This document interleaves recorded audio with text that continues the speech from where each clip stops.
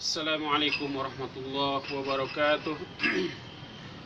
Saudara sekalian, pada sore hari ini marilah kita lanjutkan mudzakarah kita terhadap kitab Adabul Alim wal Muta'alim karya Hadratus Syekh Muhammad Hashim Asy'ari. Kita lanjutkan pembahasan kita tentang Adabul Muta'allim fi nafsih, etika pelajar dalam dirinya sendiri. Pembahasan kita pada sore hari ini adalah etika yang ketujuh dan selanjutnya.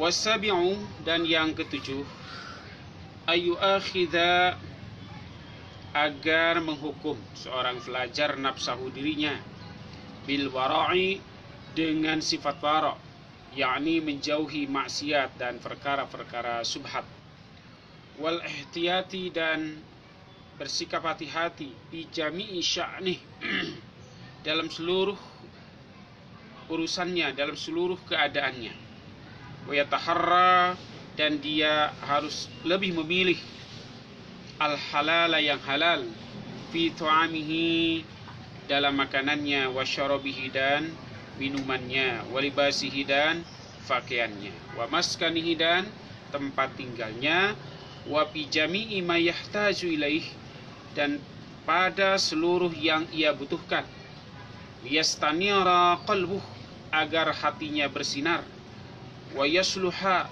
dan hatinya baik dan hatinya mulus, liqabulil ilmi, untuk menerima ilmu, wa nurihi, dan cahaya ilmu, wa naf'i bihi, dan manfaat dari ilmu itu. Wa yanbaghi lahu, dan sebaiknya dia ayyasta'mala, dia menggunakan ar-ruhsah, berbagai keringanan, fi mawadhi'iha, pada tempatnya, indal hajati ilaiha, ketika dia membutuhkannya, wa wujudi sababiha, dan karena ada sebab-sebabnya dia menggunakan rukhsah. Fa innallaha, karena sesungguhnya Allah, yuhibbu, menyukai, antutia, engkau melaksanakan ruhosahu, hal-hal yang Allah berikan keringanan, kama yuhibbu, sebagaimana Allah menyukai, antutia, engkau melakukan, azaimahu, berbagai ketetapan-ketetapannya yang pasti, yang kuat. Saudaraku sekalian, para pelajar, para guru, para pengawas, para dosen, dan teman-teman, para ustadz, para kiai, bahwa adab yang ketujuh dari seorang santri, dari seorang pelajar, dari seorang mahasiswa, etika adab pada dirinya adalah dia sebaiknya selama dia belajar harus menghukum dirinya sendiri dengan sifat-sifat wara'. Wara' itu adalah menjauhi perkara-perkara yang syubhat, lebih-lebih perkara-perkara yang diharamkan, menjauhi perbuatan-perbuatan maksiat sekecil apapun, serta berhati-hati dalam seluruh urusan, dalam seluruh keadaan, dalam seluruh urusannya, dalam seluruh perkaranya dia harus hati-hati. Wa yataharra al-halal fi tu'amihi wa syarabihi, serta memilih yang halal baik dalam makanan, minuman, pakaian, dan tempat tinggalnya, bahkan pada seluruh yang dia butuhkan. Nah, jadi saudara sekalian, ini adalah suatu kelaziman bagi seorang pelajar, sebab ilmu itu adalah cahaya, maka dia bisa diperoleh dengan cara dia memperbanyak cahaya hatinya. Jadi hatinya bersinar, hatinya bercahaya, sehingga bisa memadukan antara cahaya ilmu dengan cahaya hatinya. Nah, itu adalah dimaksudkan agar liyastanira qalbuh wa yasluha liqabulil ilmi wa nurihi wa naf'i bihi, agar hatinya bersinar, agar hatinya bercahaya, agar hatinya mulus, agar hatinya baik untuk menerima ilmu, menerima cahaya ilmu, menerima manfaat ilmu. Nah, itulah manfaatnya. Sebab saudara sekalian, kebeningan hati, kebersihan hati itu tergantung daripada makanan yang kita makan, makanan yang kita peroleh, minuman, pakaian, dan tempat tinggal yang kita gunakan. Jadi kita harus sterilkan dari hal-hal yang diharamkan. Kita harus betul-betul afik, betul-betul kita itu wara, betul-betul kita ihtiyat dalam memilih hal itu. Termasuk juga jangan sampai kita makan makanan yang telah terkotori dengan debu misalnya, atau dengan lalat. Makanya yang harus kita perhatikan ketika kita jajan, jangan sampai kita jajan sembarangan. Jadi jajan harus pada tempat yang tertutup agar makanannya tetap sehat. Itulah di konsep Islam menawarkan bagaimana kita ingin memperoleh cahaya ilmu dengan cahaya kesalehan kita. Wajan bagilahu ayyasta'mila ar-rukhas fi mawadhiha. Juga sebaiknya kita menggunakan, memanfaatkan hal-hal yang diberikan keringanan, hal-hal yang rukhsah, tetapi harus dalam tempatnya. Jadi bukan sekadar mengambil keringanan tetapi tanpa bukan pada tempatnya. Misalnya menjama sholat atau mengqashar sholat, itu harus pada tempatnya.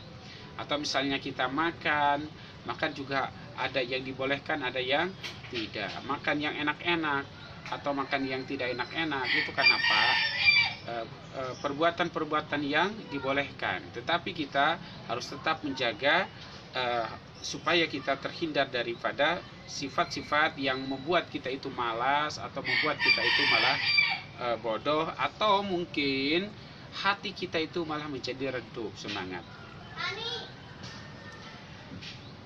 Sebab Allah Subhanahu wa Ta'ala ketika kita berada dalam sebuah kesulitan, dalam sebuah kesusahan, dalam sebuah kesempitan, ketika Allah memberikan keringanan kepada kita, maka manfaatkanlah keringanan itu. Sebagaimana Allah juga menginginkan kita di saat-saat tertentu harus melaksanakan tekad kuat kita, harus melaksanakan kemauan kuat kita. Itulah etika yang ketujuh, adab yang ketujuh seorang santri, seorang pelajar pada dirinya sendiri. Sekali lagi, bahwa dia atau kita semua ketika kita belajar atau ketika kita melatih para siswa kita, para santri kita, para mahasiswa kita, kita bukan tidak memberikan kebebasan kepada mereka, tetapi demi ilmu. Ajari mereka sifat waro, ajari mereka sikap hati-hati, ajari mereka untuk hanya memilih makanan yang halal, minuman yang halal, pakaian yang halal, tempat tinggal yang halal. Jadi jangan sampai ada di pesantren atau di sekolah itu yang namanya sendal itu, Masya Allah, jadi sudah menjadi sebuah kebiasaan yang kurang baik sesungguhnya. Jadi kalau hilang sandal yang apa, itu kan sesuatu yang memakai hal-hal yang tidak boleh, memakai sabun orang lain, memakai pakaian orang lain, memakai sepatu yang lain, memakai tempat tidur yang lain, yaitu harus dijaga semua. Itulah etika yang ketujuh. Kemudian yang kedelapan, wasaminu, yang kedelapan, ayuqallila, dia sebaiknya menyedikitkan, meminimalisir isti'malal mata'im, memakan makanan allati hiya min asbabil baladah, yang merupakan penyebab timbulnya kebodohan. Bodoh itu bukan tidak tahu yang maksud di sini, tapi sifat dasar yang ada pada diri kita karena kita memakan makanan tertentu sehingga menimbulkan kita menjadi baladah, menjadi otaknya itu kurang pintar, kurang cerdas, kurang jenius.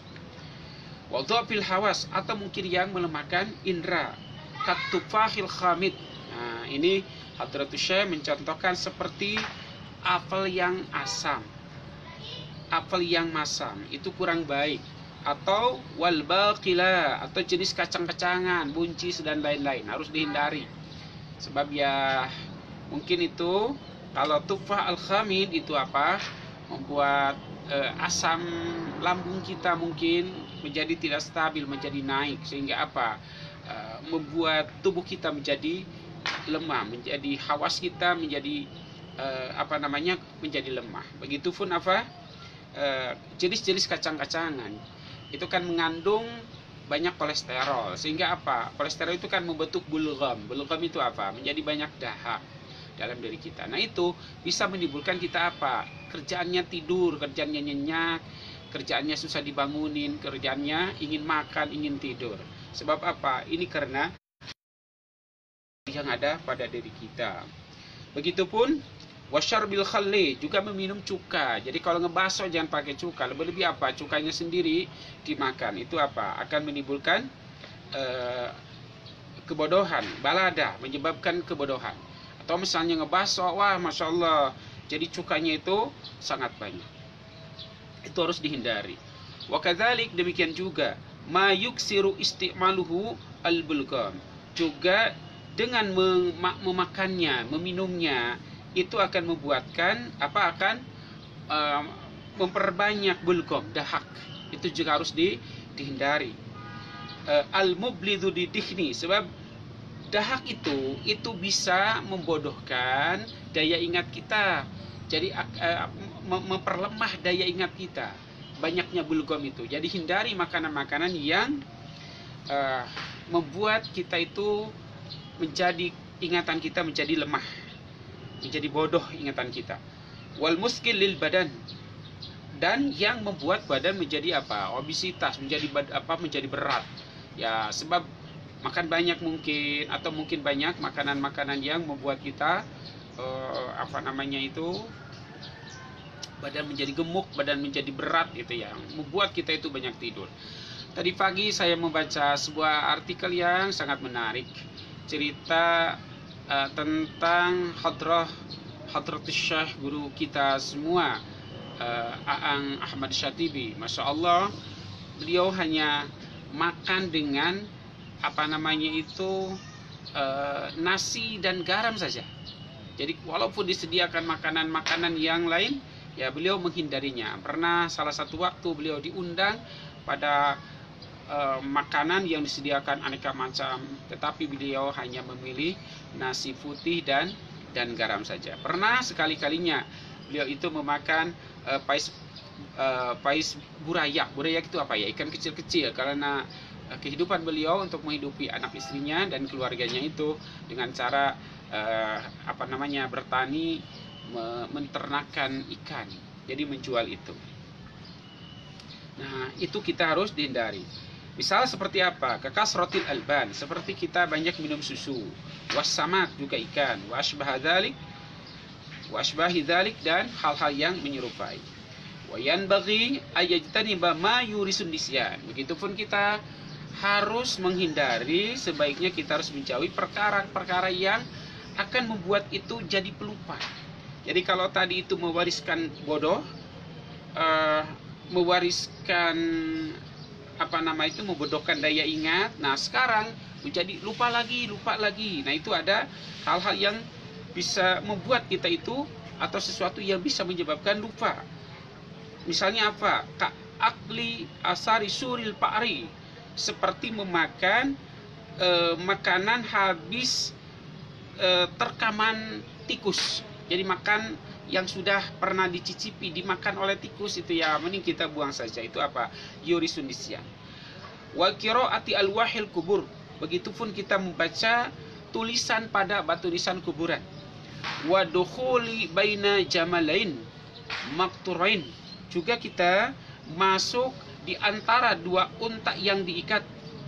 Wa ilqail kumal hayyan, begitupun kita membuang kutu hidup-hidup, itu bisa yurisun nisyan.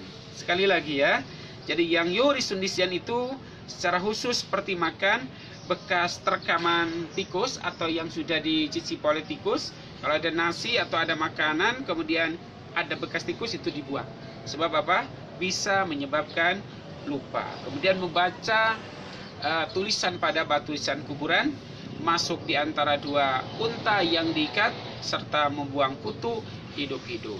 Saudara sekalian, wallahu alam, ini sepertinya kita sisi logika tidak nyampe, tetapi ya mungkin ini harus ada penelitian khusus ya, yang para ahli. Jadi kenapa misalnya itu memakan apel masam itu bisa menyebabkan kebodohan, memakan kacang-kacangan atau buncis juga menyebabkan balada, minum cuka juga demikian. Kemudian memakan sesuatu yang memakan makan atau meminum makanan yang bisa membuatkan banyak dahak, itu juga bisa membuat daya ingat kita menjadi lemah, serta akan membuat badan kita menjadi berat. Seperti apa? Banyak meminum susu, banyak memakan ikan, dan hal-hal lain. Nah, begitupun tadi sudah kita jelaskan, kita sebaiknya menjauhi perkara-perkara yang membuat kita lupa. Seperti apa? Makan makanan hasil tekaman tikus, atau misalnya yang sudah pernah dicicipi oleh tikus, membaca tulisan yang ada pada batu nisan, masuk di antara dua unta yang diikat, kemudian membuang kumal, membuang kutu yang masih hidup-hidup. Demikian saudara sekalian, dua hal adabul muta'allim fi nafsihi pada sore hari ini. Semoga kita bisa membimbing anak-anak di kita, membimbing mahasiswa kita, membimbing santri kita, supaya bisa menjauhi hal-hal yang membuatnya bodoh, membuatnya lemah hafalan, atau yang membuatnya bisa menjadi lupa. Demikian, wallahu muwaffiq. Wassalamualaikum warahmatullahi wabarakatuh.